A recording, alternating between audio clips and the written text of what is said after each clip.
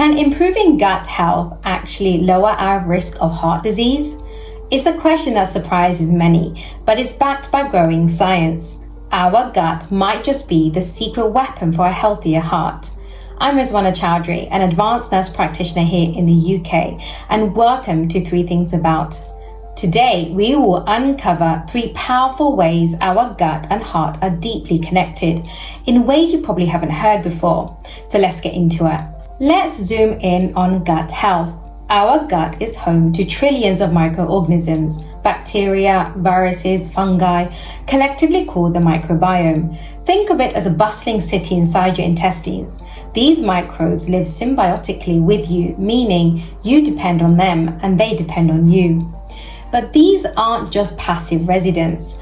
These microbes actively influence your body's functions. They help break down the food you eat, synthesize vitamins, and produce important compounds that communicate with your immune system. Let's get clear on what heart disease actually is and why is it such a big deal. Heart disease is the leading cause of death worldwide, more than all cancers combined. It refers to a range of conditions that affect the heart, including coronary artery disease, heart attacks, heart failure, and arrhythmias. Most people associate heart disease with clogged arteries, and that's definitely part of it. These arteries carry oxygen-rich blood to the heart, and when they get clogged by fatty plaques, the heart struggles to get the oxygen it needs. This can lead to chest pain, heart attacks, and even sudden death. You've probably heard about key risk factors for heart disease: high blood pressure, high cholesterol, smoking, obesity, and diabetes. These are important, but here's the twist. Many of these risk factors are influenced by processes happening outside of the heart, particularly in our gut. So how does all this tie into heart disease? One of the most powerful ways our gut bacteria influences overall health is by regulating inflammation. When our gut microbiome is balanced and healthy, it produces anti-inflammatory molecules like short-chain fatty acids that help protect our blood vessels, maintain the integrity of our gut lining, keep our immune system in check, and reduce systemic inflammation. Essentially, short-chain fatty acids act as natural fire extinguishers for the body's inflammatory responses. But when this balance is disrupted by factors like poor diet and stress, it can lead to a condition known as dysbiosis, where the intestinal barrier becomes weaker and more permeable. This is sometimes called leaky gut.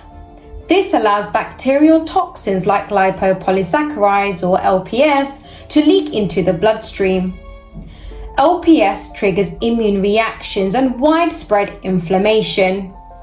This kind of persistent inflammation is now recognized as a key driver in the development and progression of heart disease because it damages the endothelium, the delicate inner lining of blood vessels, creating the perfect condition for cholesterol to stick and form plaques, the early stages of atherosclerosis. And over time, this inflammation process contributes to the narrowing of arteries, restricts blood flow, and directly contributes to heart disease risk. Gut bacteria has a direct hand in keeping cholesterol and blood sugar levels in check, 2 major heart disease risk factors. Our body uses cholesterol to build cells and produce hormones, but too much of the wrong kind, particularly LDL, which is your low density lipoprotein, can clog arteries and lead to atherosclerosis. This is where your gut bacteria steps in.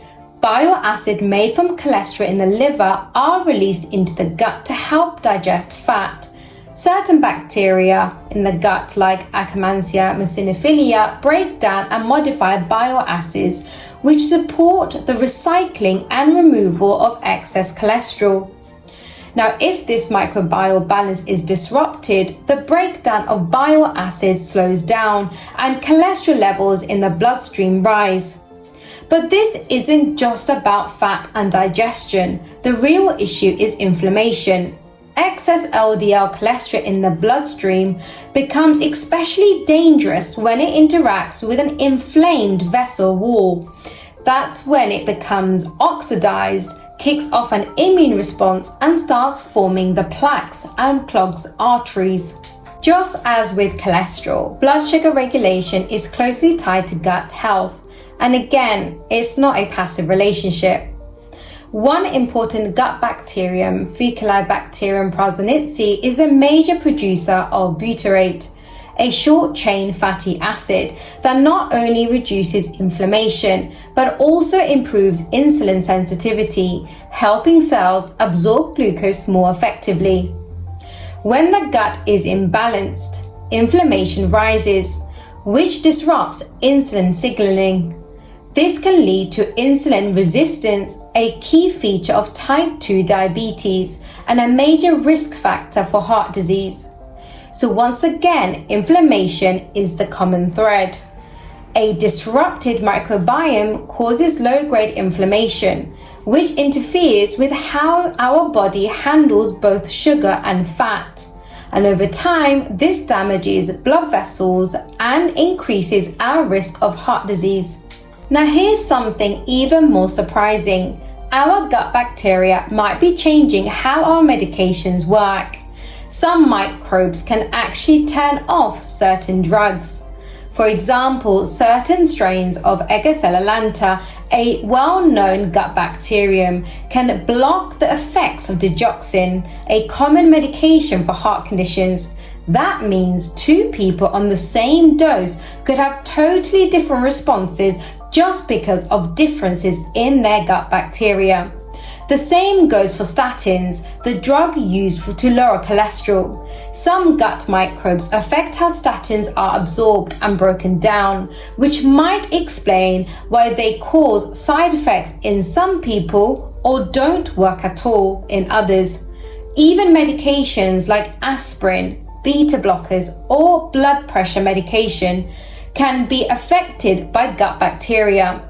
This happens through different mechanisms like changes in gut acidity, bacterial enzymes, or fermentation.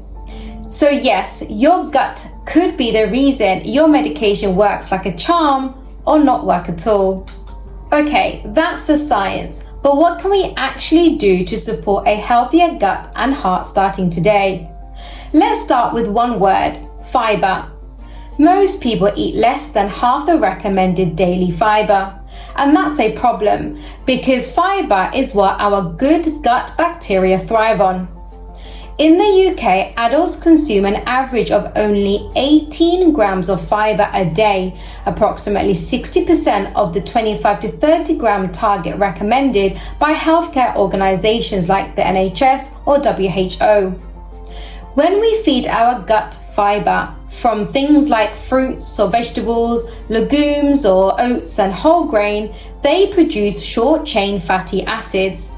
These compounds reduce inflammation, improve our gut lining, and even help regulate cholesterol and blood sugar. So basically, fiber is fuel for the gut health connection. Let's talk about dietary diversity. This means the more variety we give our microbiome, the more resilient and balanced it becomes. This includes a wide range of food options, and here are some worth considering. So it's not about restricting food groups, it's about expanding our palate and nourishing a wide range of gut microbes.